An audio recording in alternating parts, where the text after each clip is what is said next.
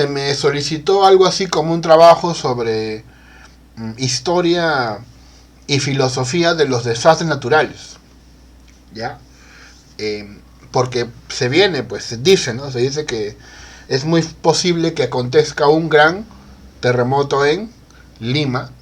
Desde hace buen tiempo ya se viene hablando de esto, y hay historia, hay data histórica que habla de grandes terremotos, y que si no ocurre uno muy pronto, el que venga después será más potente. O sea, en algún momento tiene que suceder, y es por nuestro bien, porque si la Tierra no desfoga ahora, más tarde puede ser mucho más peligroso. Así que hay que estar atentos. Esto implica que, por ejemplo, las personas tengan esta cultura del cuidado. Por ejemplo, tener su mochila, ¿verdad?, en la puerta. Todo el mundo tiene al menos instrumentos de ayuda cerca. Ya una mochila es mucho mejor. No todos pueden comprarse una mochila. Tampoco hay que ser tan exigentes. No todos pueden comprarse una mochila y llenarla de cosas, ¿no?, para luego salir cuando hay un terremoto. Pero al menos lo mínimo, lo que se le puede pedir, linterna, agua, por ahí alguna lata, ¿no?, de algo, una bolsa con una lata de algo, para que pueda, si en el caso ocurriese, ¿no?, bien, uno de estos desastres. Bueno, hay esto que se llaman los dilemas éticos. Ustedes conocen los dilemas éticos, ¿verdad? Existen bastantes dilemas de este tipo. Aquí tenemos, por ejemplo, algunos. Imagina que hay un incendio en tu casa y tienes 30 segundos para reaccionar. ¿Salvarías tu álbum de fotos familiar, tu mascota o tu laptop con todos tus trabajos importantes? ¿Ustedes qué piensan que sería mejor salvar? Y más o menos lo que intento convencerte es que lo que debería salvar es ¿tú qué? Tu mascota, ¿verdad? Porque es una vida. El álbum se puede recuperar. La laptop, lamentablemente, se va a perder, pero bueno, se puede recuperar los contenidos, ¿no? Se pueden hacer investigaciones de nuevo. Eso no es el fin del mundo. Pero una mascota es muy valiosa. 2. Durante una inundación solo puedes llevarte una cosa contigo mientras evacúas. ¿Elegirías un botiquín de emergencia, tu celular completamente cargado o una manta térmica? Pensando en el cuidado, en las relaciones sociales, pensando en el aspecto sentimental del ser humano, ¿qué sería lo más, en este caso, importante para llevar? Y, más o menos, lo que quiero convencerte es que lo más importante, según la ética del cuidado, sería llevarte, ¿qué cosa? ¿Un qué? Un botiquín. Un botiquín. ¿Se entiende? También, tercero, si tienes que huir rápidamente de un terremoto, ¿qué tienes que hacer? Agarras la comida enlatada de tu despensa, una linterna potente o un par de zapatos resistentes. Aquí hay que pensar, ¿no? ¿Qué crees tú que puedes salvar más vidas, ayudar a ser empático? Acá hay a lo mejor muchas posibilidades, ¿no? Desde la ética del cuidado, al menos como la entiendo, lo más importante sería, ¿qué cosa? ¿La qué? Un par de zapatos. ¿Por qué? Porque con eso podrías, dado que es un terremoto, ¿no? Dado que es un terremoto donde van a haber piedras, por ahí, ¿no? Con esos zapatos podrías moverte mejor y también, como te digo, ayudar, ¿no? Claro, la linterna va a ser útil, pero solamente de noche. Solamente, un par de zapatos te va a durar toda la jornada al menos. ¿Ya? ¿Se entiende? Por ahí es donde vamos a continuar, ¿no? Sí se entiende, ¿verdad? Sí se me escucha, ¿verdad? No voy a hacer que esté hablando al vacío. Sí se me escucha, se me entiende. Sí se le escucha, doctor. Ya. En todo caso voy a apagar mi cámara para mejorar el tema de los datos, ¿ya? Bien. Ya al final la vuelvo a prender. Por supuesto que ustedes han escuchado ya el tema de la bioética.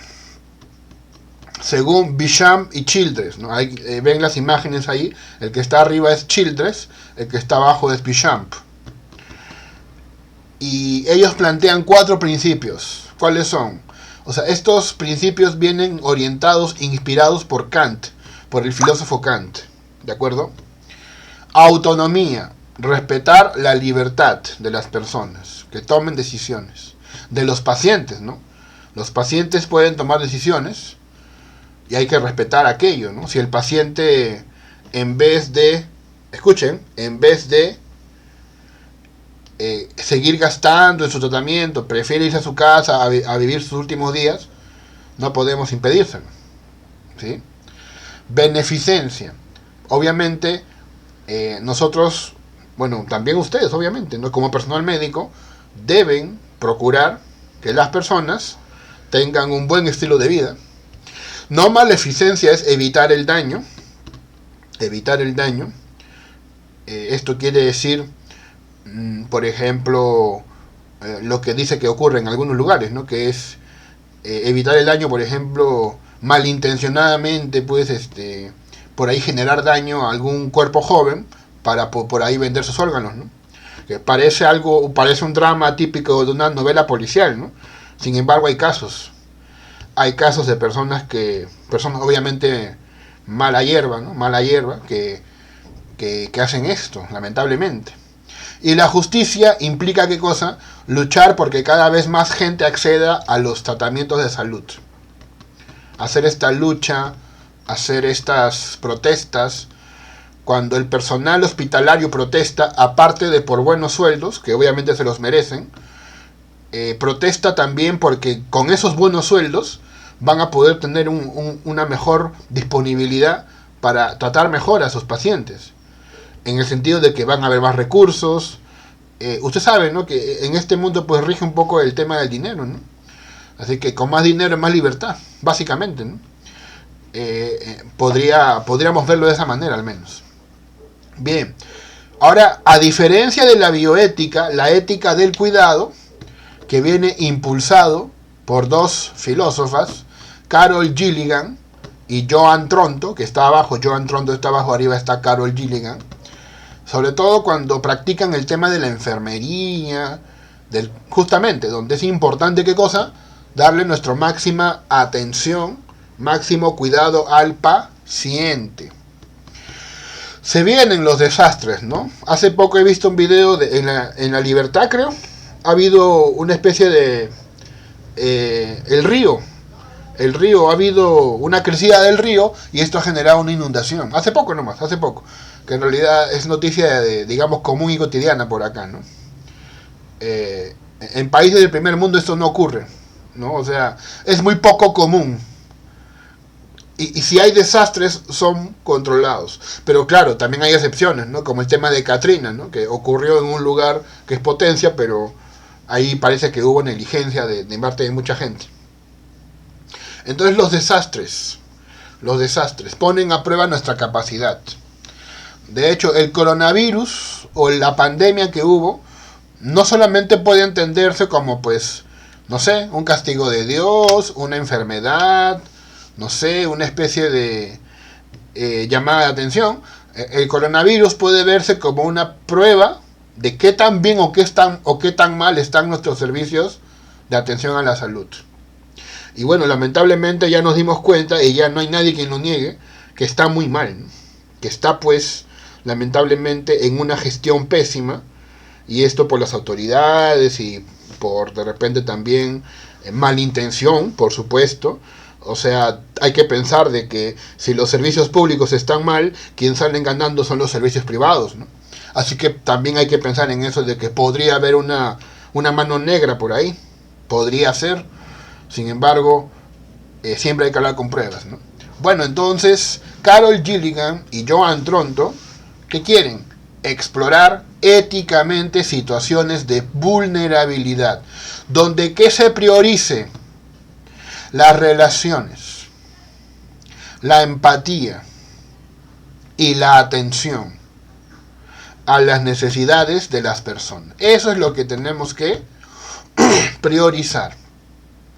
Entonces la ética del cuidado Es como cuidar un perro hiperactivo. ¿Han visto un perro, esos perros que saltan a los invitados, ¿no? Que viene tu invitado a tu casa y el perro va inmediatamente, se le quiere trepar, ¿no? Bueno, hay que tener paciencia, pero también acción rápida en momentos críticos. Entonces la ética del cuidado pone énfasis en las relaciones humanas, ¿sí? ¿Qué significa esto? Que lo más importante es la humanidad. ¿Y esto qué significa? Reconocer que somos seres vulnerables. Estamos siempre a merced, sobre todo de la naturaleza o de una enfermedad. Son cosas que ocurren. Usted sabe que... ¿Cuál es la diferencia, no? Dicen los filósofos. ¿Cuál es la diferencia entre un huracán que destruye una ciudad? ¿Sí? Y un asesino que mata a 10 personas. Digamos que el huracán también terminó con la vida de 10 personas. Y este asesino terminó con la vida de 10 personas. ¿Cuál sería la diferencia? La diferencia es que hay un responsable. Cuando es el asesino, hay un responsable. Pero el huracán, digamos que no es un agente que tenga mente, que tenga intención. El huracán es naturaleza. Somos vulnerables ante la naturaleza. A pesar de tanta tecnología, hay que reconocerlo.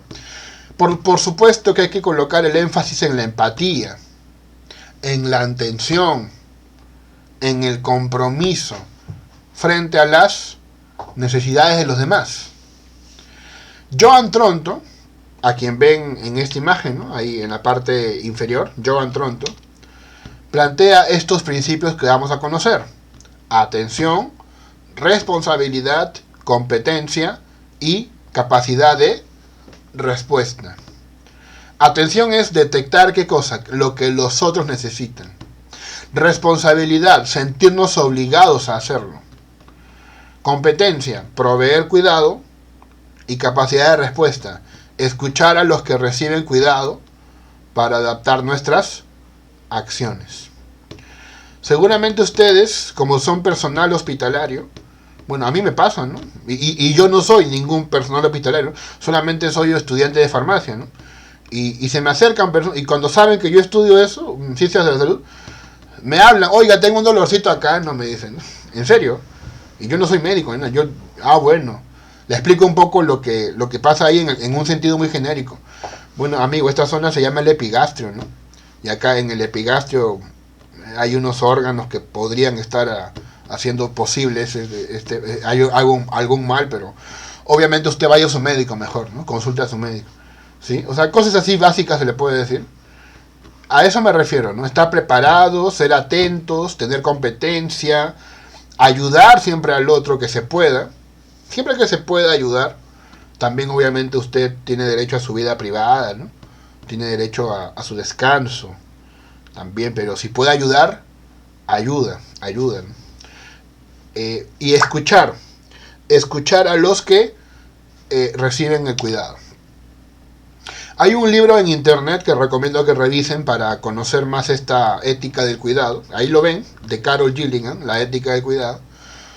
Entonces se enfoca pues en las relaciones humanas, en la responsabilidad de atender a los demás, con empatía, con sensibilidad, con atención al contexto, ¿no? ¿Cuántas veces hemos escuchado a la gente del sistema de salud gritar, ¿no? Gritar, llamar la atención a las viejitas, así como si fueran personas, no sé, un poco más delincuentes, ¿no? Yo he visto eso, ¿no? Esa actitud. Ya, señora, siéntese, ¿no? Cosas así, ¿no? Cuando obviamente la abuelita esté en un estado, pues, se entiende, ¿no? Desesperada, así: señoras, por favor, tome agüita, ¿no? Ahorita la atendemos. Sí, vamos a atender poco a poco, ¿no? Y mostrar una sonrisa, aunque también entiendo, ¿no? Que, como dice la canción, ¿no? El payaso ríe por no llorar, ¿no? Pobre payaso, ríe por no llorar. Yo entiendo que cada uno de nosotros tenemos nuestros problemas. Yo soy docente, les diré. Y sí, también tengo por dentro, como dicen, por fuera flores, por dentro temblores. Claro que sí, ¿no? Pero no voy a entrar a mi clase pues a desquitarme con los alumnos, ¿no? Más bien entro a mi clase, ¿no? Y empiezo mi sesión Y bueno, cuando termino, ahí sí les pido permiso a los alumnos, terminar mi clase, voy a salir, gracias, me retiro, ¿no? A seguir con mis cosas, porque obviamente, como les digo, cada uno tiene su mundo, pues. Pero intentar, pues, intentar no desquitarse con la gente, tratarlos bien. Mi madre me cuenta, ella es paciente de salud, y me cuenta cómo la tratan, ¿no? Me cuenta que el médico prácticamente un poco más y le dice que firme su acta de defunción. Así de mal le ha dicho, y ella viene pues deprimida, ¿no? Hijito, pasó esto, ¿y qué pasó? Digo, estoy mal de todo, me ha dicho. Así me ha dicho el médico, estoy mal de todo. Ya, pues si tú le dices a una mujer de 70 años, ¿qué crees que va a pensar? Por eso, la ética del cuidado, vínculos emocionales. El paciente no es tu mamá, no es tu papá, no es tu hermano, pero ten ese tacto. Prioriza, ¿qué cosa? La respuesta a las necesidades de estas otras personas y reconoce pues que todos somos vulnerables, ¿no? Finalmente, incluso el médico tendrá que recurrir a otro médico en caso que él no pueda curarse. Tú sabes que no por ser médico uno es inmortal, ¿eh? No por ser médico uno es 100% seguro de su vida. Todos somos vulnerables. Hay que entenderlo así.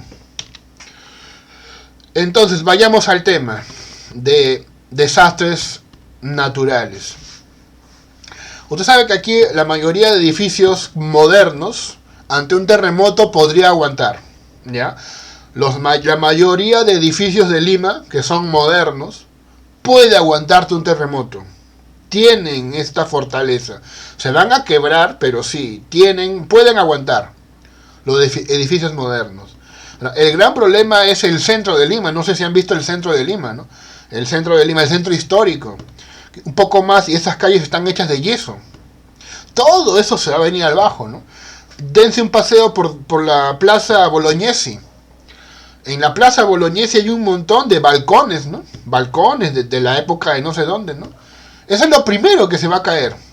Lo primero que se va a caer cuando haya un desastre. En Japón, por ejemplo, los edificios prácticamente bailan. O sea, se le han colocado mecanismos de soporte. ¿Para qué? Para que en este caso proteja las estructuras. Aquí obviamente hay una clara evidencia de protección hacia los más vulnerables. Hay que detectar la vulnerabilidad. En un desastre, no todos sufren de igual manera. Niños, ancianos, personas con discapacidad, comunidades marginadas. A estos hay que dirigirnos. Luego, pues, el joven, ¿no? Luego, pues, el estudiante universitario, que puede valerse por sí mismo, ¿no? Luego vendrá él, pero primero los que tienen prioridad. Claro, aunque estas decisiones, en el plano práctico, a veces son, pues, dolorosas, ¿no? En el tsunami del 2004, las mujeres fueron las principales afectadas. ¿Por qué? Curiosamente, no sabían nadar. Y ellas cuidaban a los niños, ¿eh? Entonces, ya al saber esto, ya se ha hecho, pues, ¿no? Ya imaginan, pues, talleres de natación intenso, talleres, competencias de natación. Ya, entonces, uno ya se prepara para estas cosas. ¿De acuerdo? Responsabilidad comunitaria. También, en este caso, todos tenemos la responsabilidad de actuar a favor de quienes lo necesitan. En México, en 1985, el terremoto, los ciudadanos formaron brigadas para rescatar a todos los que podían necesitar ayuda, sin que el gobierno venga, porque a veces la gente quiere que venga el gobierno, ¿no? ¿Para qué? Para que ponga plata, supuestamente, ¿no? Para que financie. Pero sin el gobierno podemos hacer mucho. Obviamente, si nos ayudara es mucho mejor, ¿no? Pero sin el gobierno uno puede, por lo pronto, apoyar. No sé si ustedes se acuerdan cuando ocurrió el terremoto de Pisco, ¿no? El terremoto que generó que mucha gente en Lima viajara en sus carros a Pisco lleno de agua, de colchones, y por su propia cuenta, sin esperar que el gobierno apoye. Porque obviamente el gobierno siempre es lento, ustedes saben y deben entender por qué, ¿no? Como te comenté, siempre hay una mano negra, siempre hay pues la intención privada de sacar ganancias de la crisis. Ya eso no hay que digamos no hay que ser ciegos ante lo evidente. Proveer cuidado competente. El cuidado no solo depende de ser bien intencionados, hay que actuar efectivamente. En el caso de los huracanes que afectaron Puerto Rico, ¿qué hicieron las enfermeras? Las enfermeras allí brindaron primeros auxilios, organizaron refugios, claro, ¿no? Porque tú eres enfermera, claro, pero discúlpame, ¿no? Pero primero está la vida, ¿no? Si tú eres enfermera y puedes ayudar, ayuda. Más allá de que hay un sueldo, un salario. Si obviamente hay un salario, un sueldo, mejor, ¿no? Pero si hay una crisis y usted es enfermera, y encima enfermera que estudió en Universidad Nacional, o sea, universidad pagada con los impuestos de todos, ¿no deberías, aunque sea por un momento, ayudar sin pedir a cambio algo? Ayudar porque es bueno ayudar. Me refiero a una crisis, ¿eh? Me refiero a una crisis, ¿ya? Aún así, se celebra mucho a los queridos servidores públicos del área de salud, porque su trabajo es muy importante y siempre van a faltar manos para aplaudir su labor, eso es cierto, siempre van a faltar manos para aplaudir su labor. Hay que escuchar las necesidades reales, hay que escuchar, y esto implica ¿qué cosa? Planes de acción. Los planes de acción no siempre consideran a los más afectados. Durante la pandemia del COVID, por ejemplo, las comunidades indígenas, ¿qué hicieron?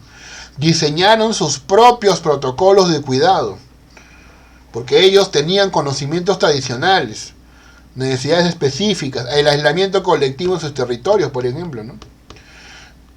Claro, estas personas evitaron pues cualquier contacto, ¿no? O sea, cualquier persona que iba por ahí a caminar y que no era conocido de la zona, obviamente no era permitido el contacto, pues, ¿ya? Un detalle para que veas cómo a veces los animales superan al ser humano, ¿no? Las hormigas forman balsas vivas durante inundaciones para proteger a su colonia. ¿Saben eso, verdad? Las hormigas mueren, se ahogan para formar balsas, para formar barquitos. Y es mediante esos barquitos que la colonia se protege. Deberíamos aprender de las hormigas. Comparemos las distintas posiciones éticas, por ejemplo, del utilitarismo. El utilitarismo de John Stuart Mill, que dice, hay que maximizar el bienestar general. Por ejemplo, priorizar a los que tienen más probabilidad de sobrevivir.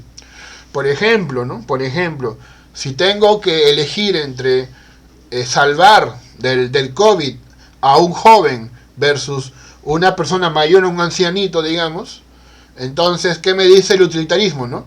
Busquemos el máximo bienestar. Y obviamente, pues el joven acá tendrá que ser salvado. Esta es justamente una de sus limitaciones. Ignora necesidades de grupos marginados, por ejemplo, ¿no? O percibidos como menos productivos. Una pregunta difícil, ¿no? ¿A quién debemos salvar si están enfermos de COVID? ¿A una persona que se encarga de el reciclaje, ¿no? Por ejemplo, estos que mal llamados basureros, o a un médico? Si tienes que elegir entre un médico y un de estos señores que recogen residuos, ¿a quién hay que salvar, no? El utilitarismo apostaría pues por el médico. Ya sabes por qué, porque da el bienestar general.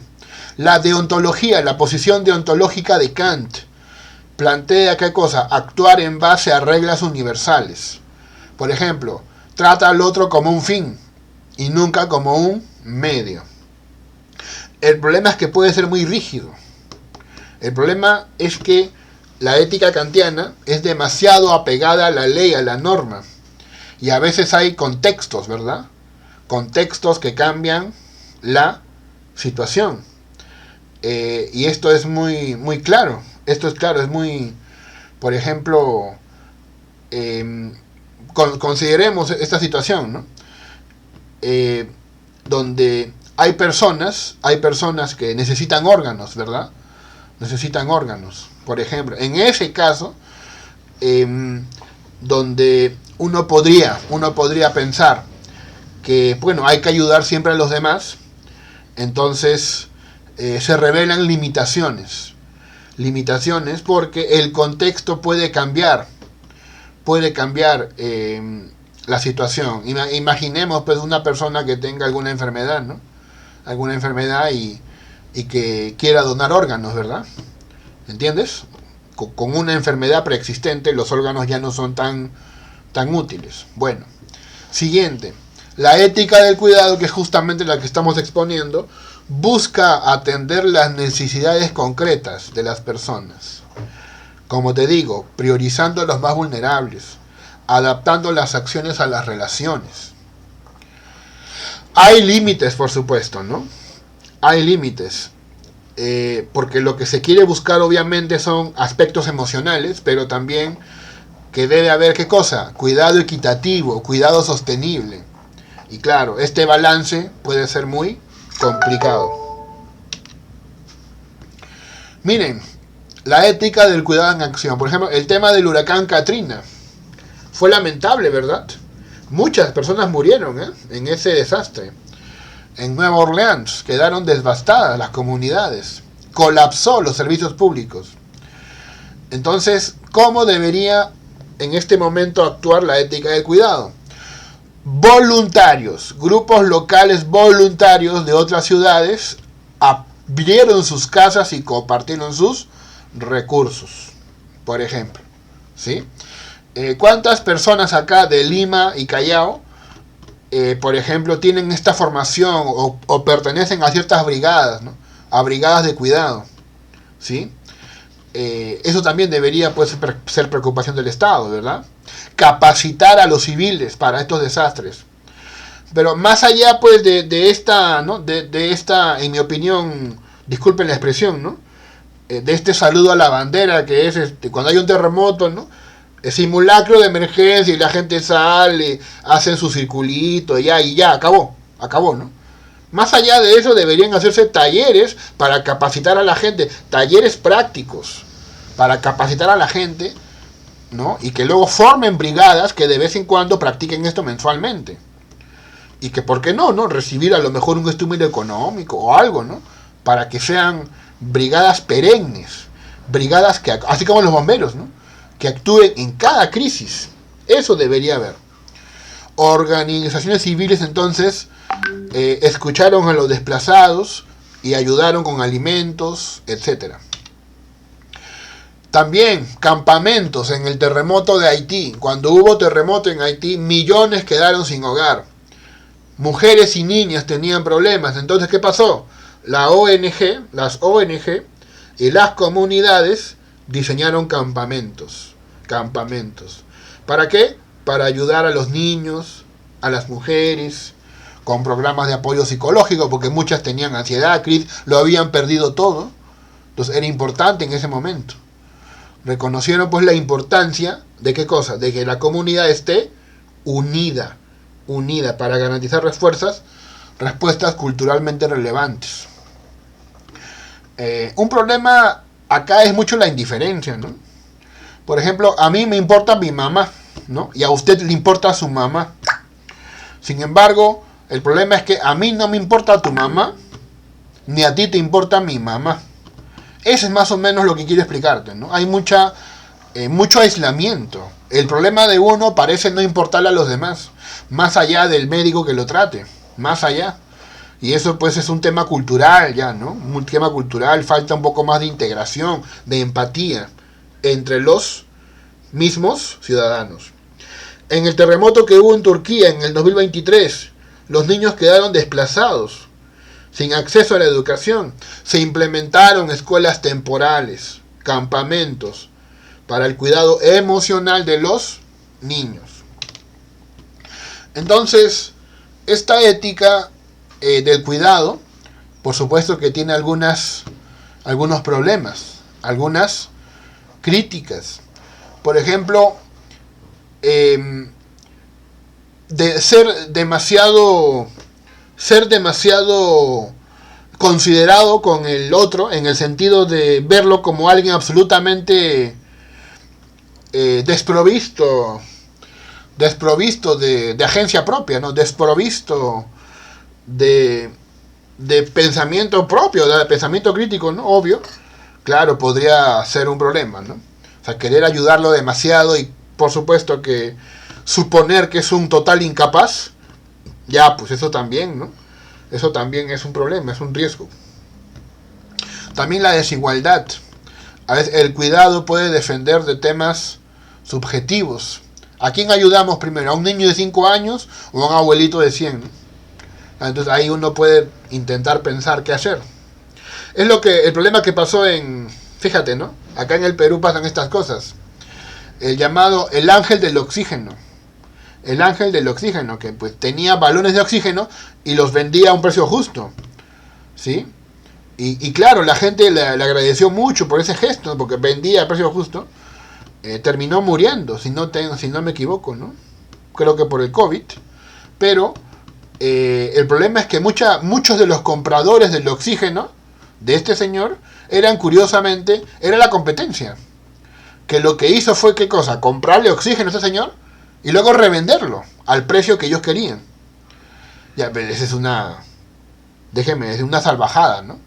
Una salvajada. A veces la gente que quiere dar cuidado suele ser vista como como presas fáciles, ¿no? Ese también es un problema. También la falta de sostenibilidad. El cuidado pues necesita, ¿qué cosa? Recursos, apoyo institucional. ¿Para qué? Para no agüitar a los cuidadores. Por supuesto, ¿no? Apoyo financiero, que es algo que hay que pedirle siempre al gobierno, ¿no? Por eso uno siempre debe comprender las protestas, las marchas, ¿no? En este caso, por ejemplo, las amarguras que tenga pues el sector de trabajadores con la clase gobernante. Por supuesto que sí, con toda justicia, porque merecen reconocimiento y a veces no se lo dan. ¿De acuerdo? Bueno, ya para ir cerrando la sesión, ¿de acuerdo? Aquí tenemos 7 dilemas éticos.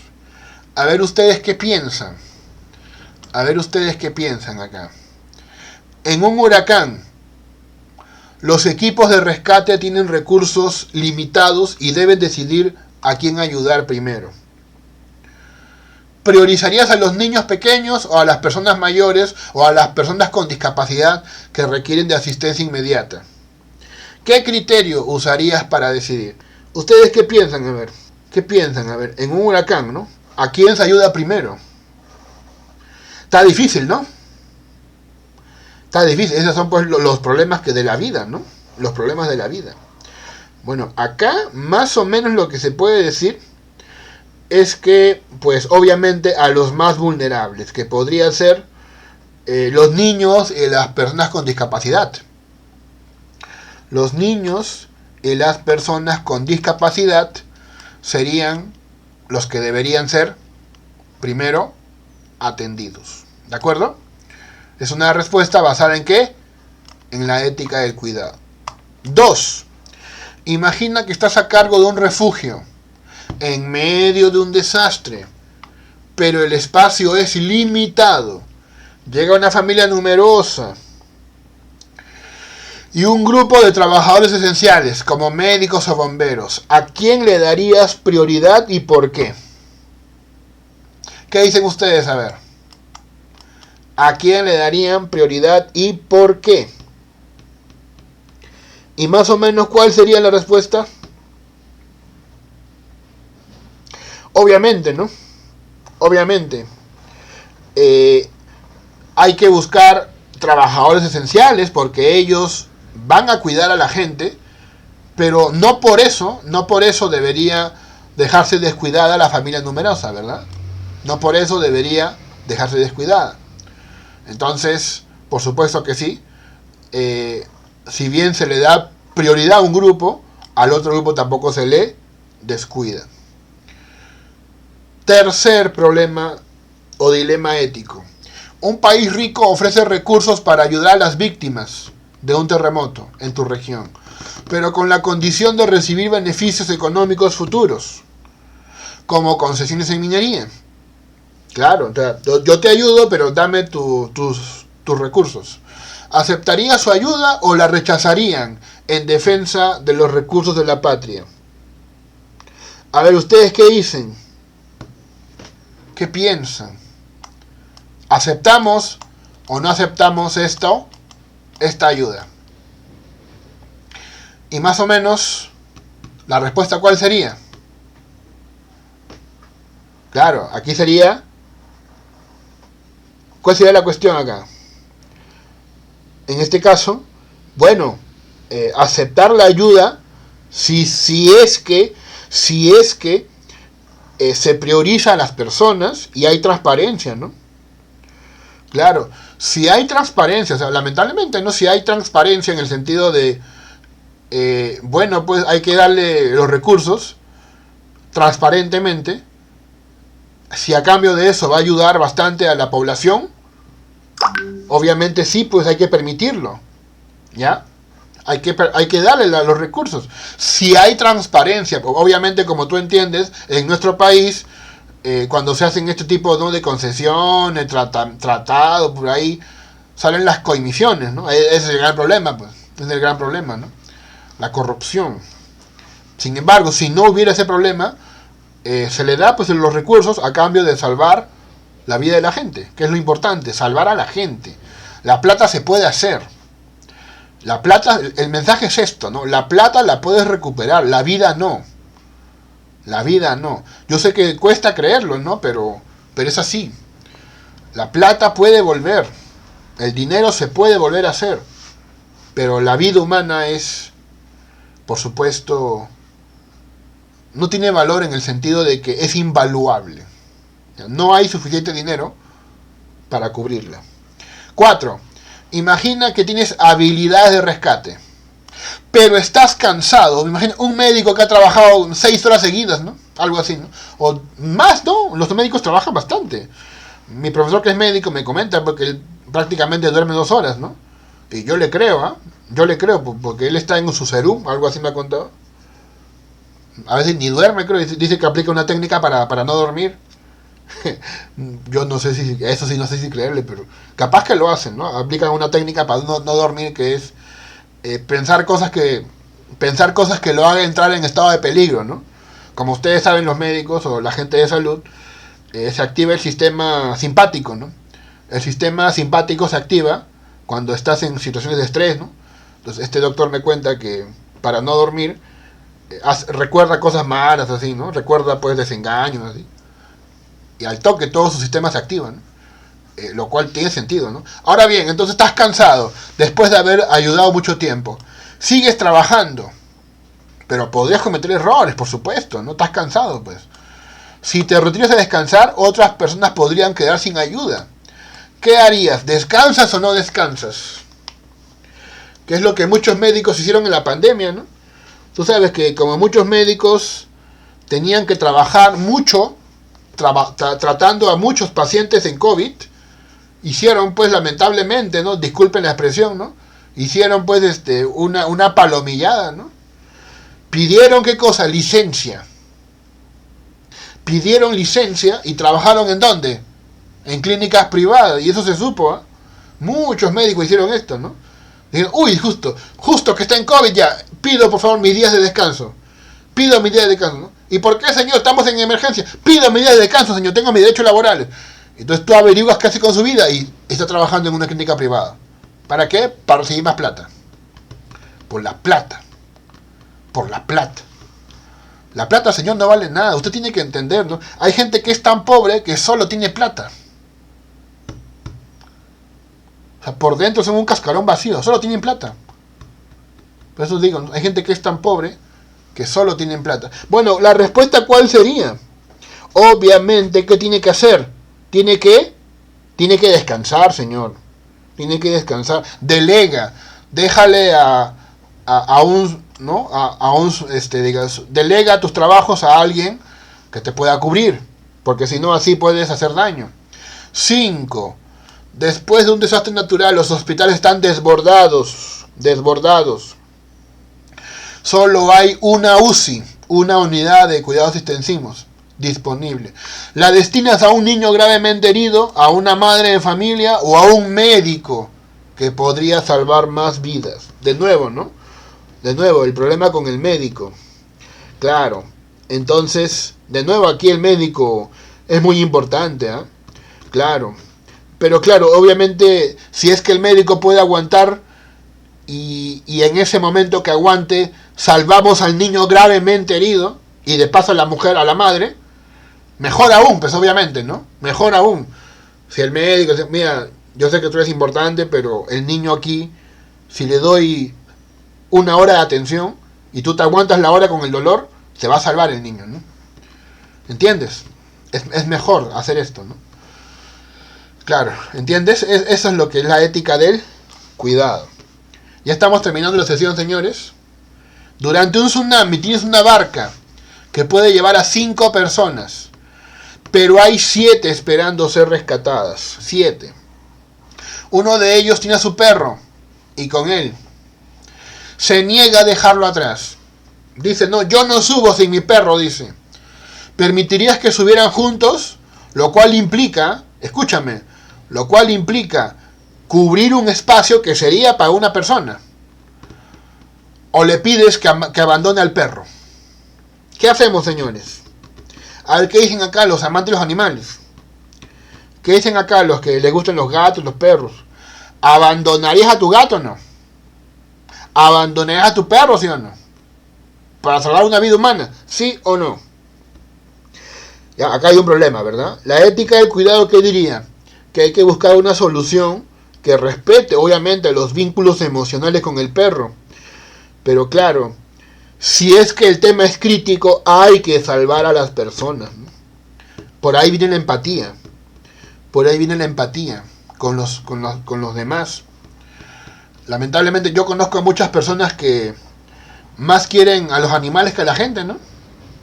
Alguna feminista alguna vez escuché que dijo esto, ¿no? Mientras más conozco a los hombres, más quiero a mi perro.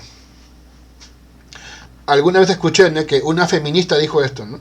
Mientras más conozco a los hombres, más quiero a mi perro, ¿no? ¿Qué haríamos con esta feminista, no? ¿Que suba con su perro o no? Bueno, ya sabemos que la respuesta es siempre priorizar. Si es posible que entre el perro sin afectar a los demás, no hay problema, ¿no? Pero si hay que salvar seres humanos, debes abandonar al perro, ¿no? En una situación de gran peligro. 7. Y final. En un pueblo aislado, en un terremoto, encuentras un almacén con comida suficiente para todos, pero la entrada está bloqueada. La única forma de entrar es destruir una pared histórica, patrimonio cultural. Patrimonio cultural, ¿no? Una imagen del Señor de los Milagros. Te la pongo difícil. Por acá debe haber bastantes, ¿no?, fanáticos del Señor de los Milagros. Es la pared del Señor de los Milagros, la pintura original, que se cuenta que sobrevivió a un terremoto. Tienes que destruirla porque detrás, ¿qué cosa hay? Hay mucha comida con un almacén. ¿Rompes la pared o buscas otra solución? Y haciendo esto, arriesgas a que la gente se quede sin comida. ¿Qué harían ustedes? A ver, ¿rompes la pared o no? Claro, la ética del cuidado, ya te imaginarás, ¿no? Prioriza pues que se debe romper la pared, ¿no? Porque es importante en este caso alimentar a la gente. Alimentar a la gente. Y claro, obviamente más adelante podría colocarse otra pared. Otra pared, ¿no? Eso no implica que la pared sea olvidada. Podría colocarse otra, ¿ya? Muy bien, en conclusión, debemos aprender a cuidar en tiempos de crisis. La ética del cuidado nos enseña que los desastres revelan nuestra vulnerabilidad, también nuestra capacidad para responder con empatía y solidaridad. Hay que reconocer esta importancia de relaciones humanas, interdependencia, puede transformar nuestra respuesta ante los desastres. ¿Cómo podemos integrar la ética del cuidado en nuestras comunidades para estar mejor preparados ante futuras crisis? Y ya termino con este par de pensamientos. El verdadero desastre no es la tormenta, sino nuestra incapacidad de cuidar unos de otros después de que pase. Cuidar es prevenir. Un paraguas no detiene la lluvia, pero te mantiene seco. Muchas gracias, aquí hay algunas referencias.